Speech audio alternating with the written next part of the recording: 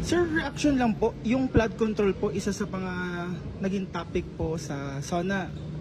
In fact, parang first 2 minutes it was mentioned and may allude na malapit na daw masampahan nga po ang dating speaker. Dapat ba ganun lang ang narinig natin? Dapat ba yung malapit ng sampahan, hindi man lang binanggit ang pangalan kung sino yung former speaker? Maraming former speakers. So, yun ba ang inaasahan ninyo na sasabihin lang? Kasi talagang dapat nating hanapin talaga ang punot-dulo ng pangyayari ito. Ngayon, kung halimbawa ito ay napakalaking mensahe para sa ating bansa, dapat lang ba ganun lang ang sinabi?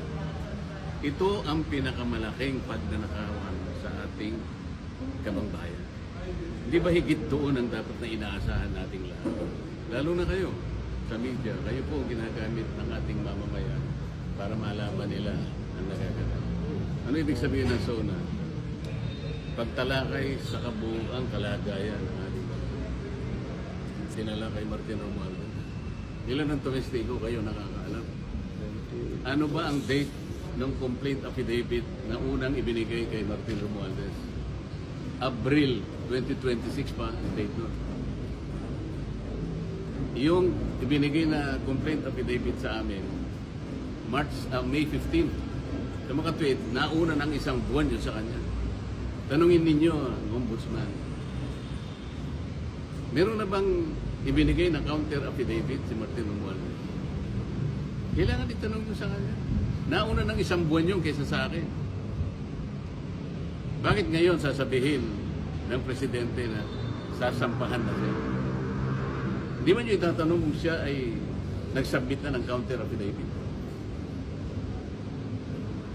Di ba mahalaga sa inyo na malaman nyo kung meron nga? Kasi kung wala pa siyang counter affidavit hanggang ngayon, Abril pa yun eh. Sa mga tweet, paso na yun. Kung nakapag-submit siya, halimbawa, bakit wala pang resolution? Ito yung mahalagang tanong na dapat hanapan ninyo ng sagot. Nauna siya ng isang buwan. Ngayon, wala akong makita. Baka sakali, nag-submit siya ng counter affidavit. Kung hindi naman nag-submit, default na siya. Dapat meron ng resolution, dapat meron ng information. Kung wala, bakit? Senator, may plan. So sir, ano daw po yung ganap? Preliminary conference for what case po yan? Remarking lang yan. Remarking po. Parte ng processes ng court yan. Para sa gano'n, makatipid sa oras.